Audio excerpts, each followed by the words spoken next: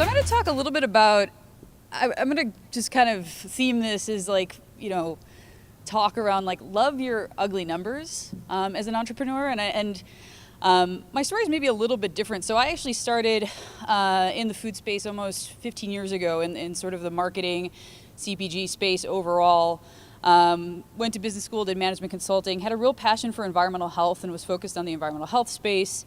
Actually joined PepsiCo working on their nutrition business. Originally I applied for a sustainability position there, but got asked if I would want to help build some of the nutrition business that they were working on there globally. And I think like one of the things we started seeing very early on was, and you as entrepreneurs will be stretched in this way, is there was an expectation of both growth and margin that very rapidly we started realizing was, maybe unrealistic. People look at the food space and they think they're going to get tech returns. They think they're going to get returns that are astronomical. At Pepsi, a lot of the times it was looking at things and expecting a healthy food product, which is what I was working on, to look a lot like, let's say, a soda or a potato chip or one of their other main products that was out there. And so what would happen oftentimes, and it happened to me on two businesses that I was working on, and I'm changing some names and numbers to protect the innocent, I guess, but you would see that you would start with a business case that you would hand to someone else, your boss or whoever was looking at it, and they'd say, no, this should be much more profitable, this should be much bigger.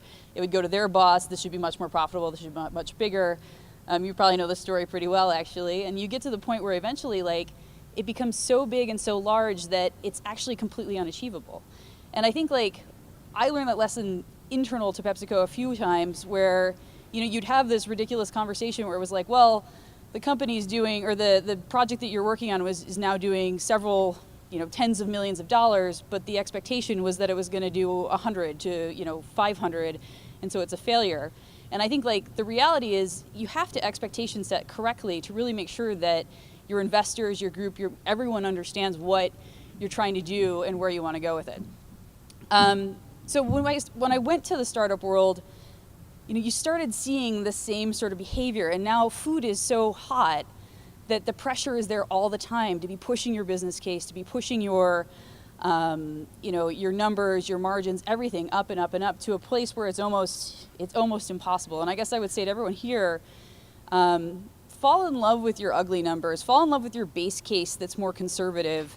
If you can't, make sure that those numbers are working at that lowest level, meaning the case where, that account doesn't come through, that buyer doesn't come through, the velocities are not as high as you want them to be, it's not going to work, in the super upside case either. So I think you constantly have to be checking yourself and asking yourself the question of is this my ugliest case? Is this the point where, if I don't get the volumes that I think I'm going to get, my business is still feasible?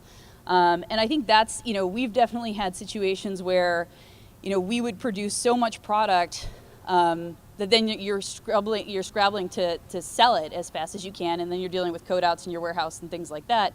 I think you kind of have to take the philosophy of it's better to stock out than code out. It's better to have the demand and the pull for your product and maybe not miss a few sales and grow a little bit slower than necessarily have that situation where you just don't have, you've produced so much and you were so optimistic that frankly your case sort of falls apart on the other side.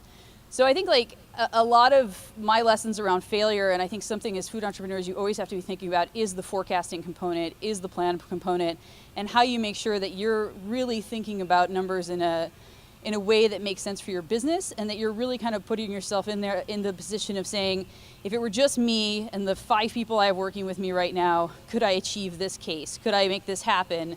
Or am I setting myself up for failure by really kind of going after a much bigger case that's out there that potentially is not achievable? So I guess that's kind of the lesson I took away from a few different cases that we had. So I'll leave it there.